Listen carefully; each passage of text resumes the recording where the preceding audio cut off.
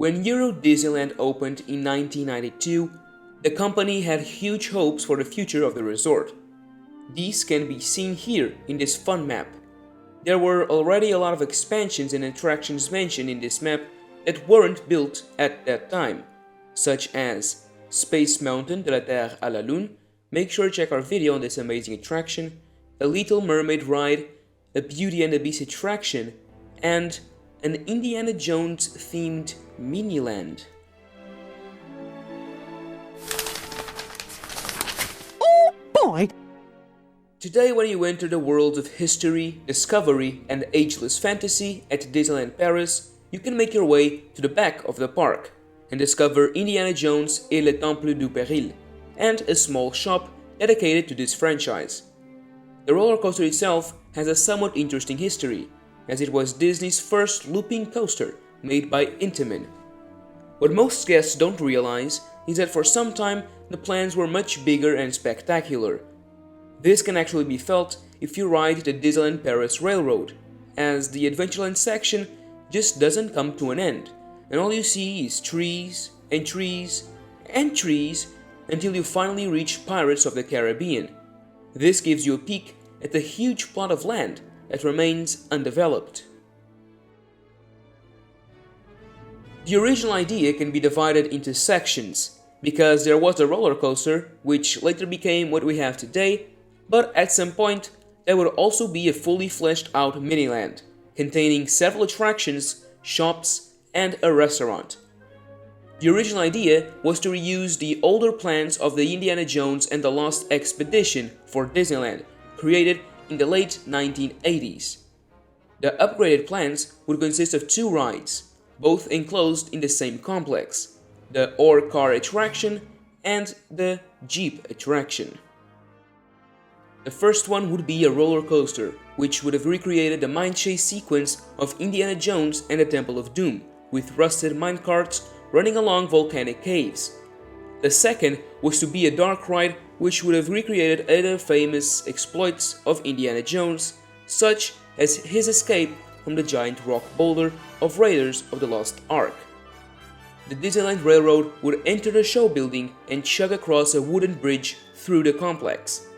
One thing that wouldn't happen in Paris was the Jungle Cruise being rerouted to enter the massive show building that would house these two attractions. After skimming along the themed lava waters, the boats would leave through a rocky gorge. On the outside, the land would be themed to ancient temples, jungles, and mine shafts.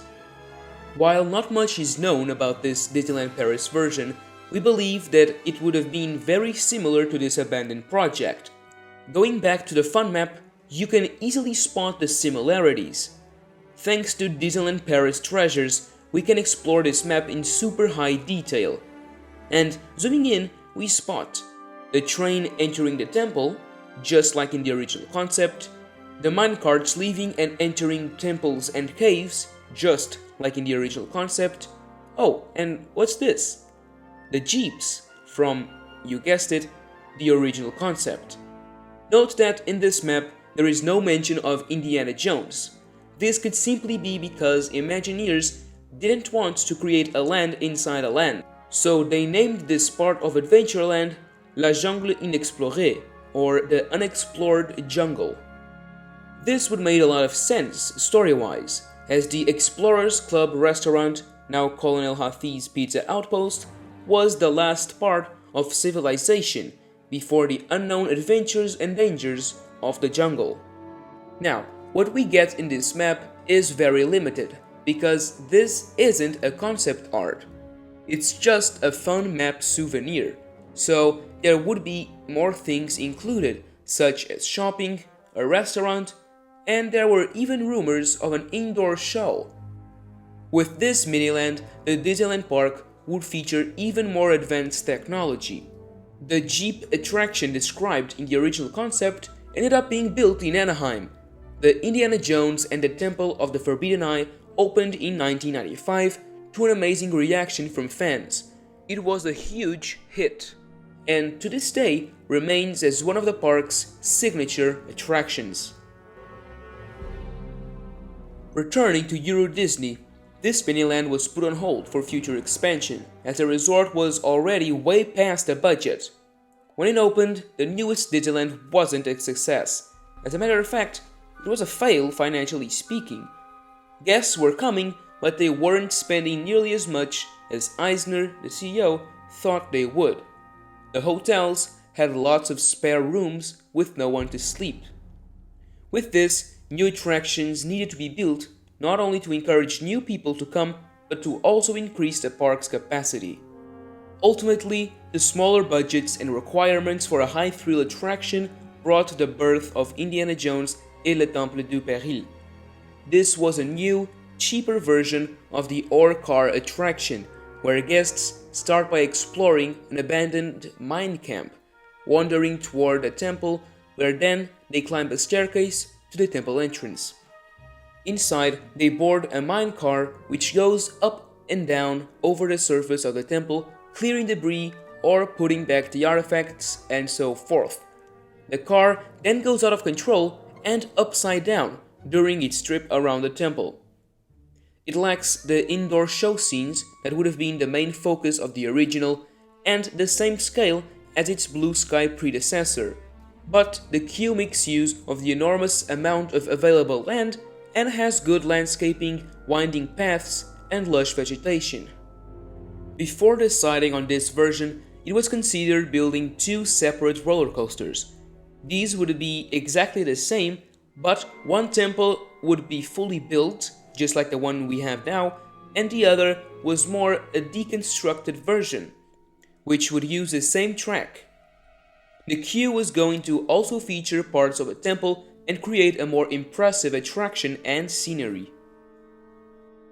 The attraction officially opened in July 1993, just a couple of months after the resort turning 1 year old. People enjoyed it, as it was the first full thrill ride in the park, but the attraction left guests wanting more. Since then, there have been several changes to the ride.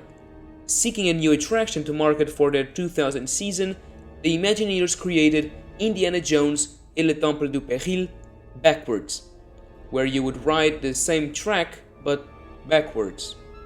This was later reversed back in 2004. In 2014, the ride closed for a major refurbishment, which included partially demolishing and rebuilding the structure. During this time, several rumors started to appear, saying that changes to the ride were being made to make way for a new expansion featuring a new ride. This turned out to be false, as it opened exactly the same.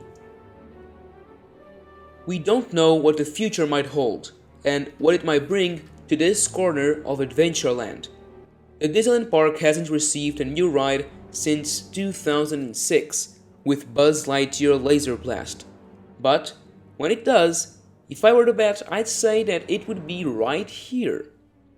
A possible idea that has been thought and even planned by Disney was to incorporate the amazing Indiana Jones Temple of the Forbidden Eye into the space available. This can be seen in this image. Here we have Temple du Péril, featuring a new entrance. Then there's the huge Indiana Jones Adventure show building, the entrance to the brand new ride, what's possibly a shop at the exit of the ride, and, at last, what I believe to be some brand new toilets or a small snack location. Now, how likely is this to happen? Not very likely. But I wouldn't be too negative, as next year a brand new Indiana Jones movie will be released, and if it turns out to be a success, I could see this becoming a reality. Would you like if Disney built this expansion and finally created the long-awaited and promised Indiana Jones Miniland? Let me know down below so we can have a chat. That's all for today's video. If you enjoyed the video, make sure to leave a like and consider subscribing, as it helps the channel a lot. If you're interested, make sure to check our fan shop as well. And now, as always, thank you for watching, and that's a wrap.